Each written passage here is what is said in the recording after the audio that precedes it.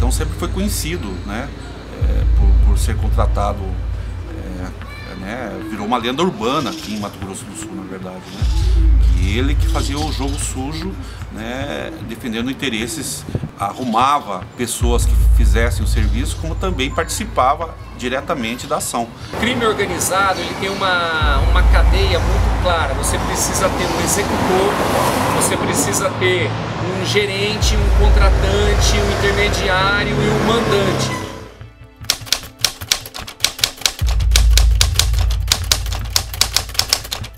Sou Denilson Pinto, formado em jornalismo. Estou aqui em Mato Grosso do Sul desde 91. Passei por vários veículos de imprensa, né? Um dos períodos mais longos da minha carreira foi no Correio do Estado como editor de polícia e editor do interior. E a primeira vez que eu me lembro de uma história envolvendo o Betão, diz a contrabando de cigarros, né? Inclusive foi executado, encontraram um fiscal numa morte totalmente estranha, até um corpo que foi encontrado carbonizado, né, num carro incendiado.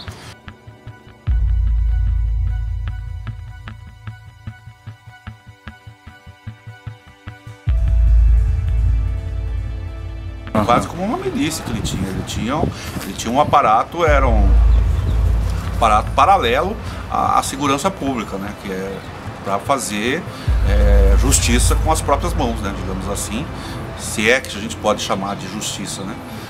Enfim, pagando bem, ele fazia o serviço, né. Verifica que a execução não é, via de regra, 1, 2 tiros, não é aquele desentendimento, aquele motivo fútil. A pessoa quer ter a certeza da morte. Para que ele tenha a certeza da morte, ele precisa desferir diversos disparos e, via de regra, em regiões do corpo vitais, né? Então é peito, cabeça. E quando ocorreu o homicídio em Guarujá, no caso, né, numa praia, logo em seguida, 2 policiais de Mato Grosso do Sul acabaram sendo presos em flagrantes no aeroporto com porte de arma, né? E foram considerados suspeitos do crime. Daí aquilo me chamou a atenção. Eu falei assim, ué, aqui que 2 policiais de Mato Grosso do Sul estariam envolvidos num crime de uma pessoa em São Paulo. Daí eu falei assim, quem está por trás desse crime? E a princípio daí eu comecei a apurar achando que tinha alguém grande aqui do estado por trás desse crime, né? E aí eu fui atrás dos familiares, né? Para ver, já que a polícia não fornecia nenhum dado, né? Qual a motivação que teria, né? Entre um empresário morto na praia e esse gemólogo especialista em diamantes, né? E aí que, através de um dos familiares, um dos advogados dos filhos da vítima, abriu o jogo e falou que aquilo estava ligado à disputa de terras e que o principal suspeito do crime, tudo indicava que seria o ex-governador de Mato Grosso, né?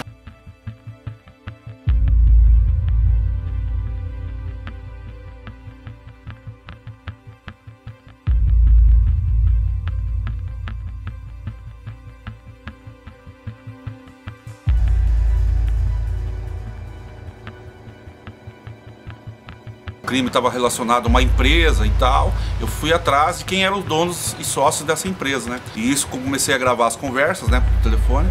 Me passei por um fazendeiro aqui de Mato Grosso do Sul, né, que tinha terras de diamantes e queria fazer negócio com essa mesma empresa que seria que estaria por trás de toda essa história envolvendo o ex-governador, que seria, na verdade, a empresa dele. Quando chego a esse casal por telefone e falo com um dos supostos sócios da empresa, já de cara o cara falou assim, não, eu só emprestei meu nome, né? Quem é o dono, na verdade, é o Júlio. Aí eu pergunto para ele, o Júlio Campos? É esse mesmo, positivo, né?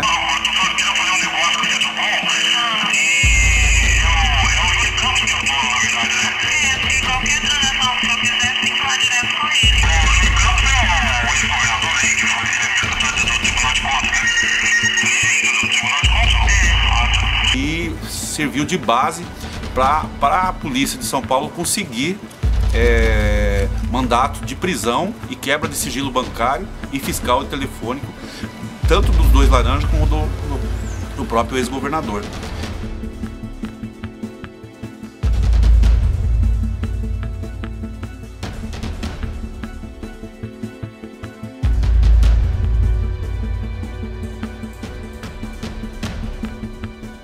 porque eu virei testemunha de acusação contra o ex-governador, até hoje eu sou, né?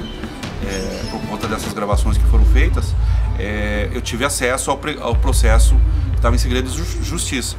E ali tem revelações assim que eu não tive, não tinha sido divulgado até então pela imprensa, que o Betão, segundo a apuração da polícia, no momento da execução ele estava na caminhonete, né, numa caminhonete, né, que foi vista no litoral no momento que os outros policiais também participaram do crime. E até hoje há dúvidas se foram realmente os policiais que executaram o empresário e esse gemólogo, ou se foi diretamente o Betão e os policiais só deram apoio logístico, na verdade, né?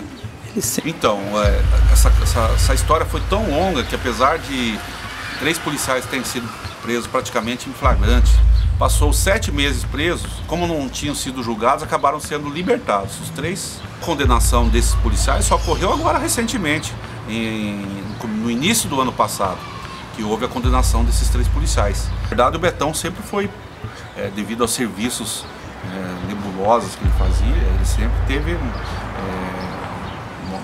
boas defesas, né?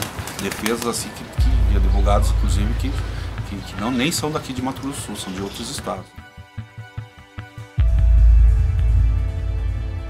O Betão e mais uma mulher, que também teria participado desse crime, ainda não foram julgados. E o governador, o ex-governador de Mato Grosso, como tinha até então foro privilegiado, toda a sua acusação envolvendo ele estava sendo tratado no STF. O que o STF decidiu? Devolver esse processo para a Justiça do Tribunal do Júri de São Paulo.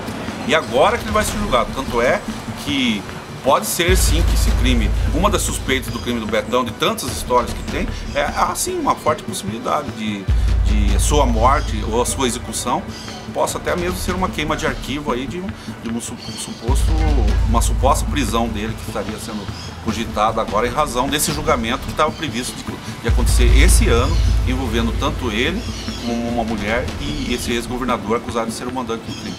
A mensagem que se passa ali, ela é bem clara no sentido de queima de todos os vestígios, né, já que essas vítimas elas foram carbonizadas. A mensagem foi dada, né, essa queima de arquivo aí foi passado aí para quem, né, está envolvido nessa situação aí, conseguir observar e daqui para frente mudar a conduta.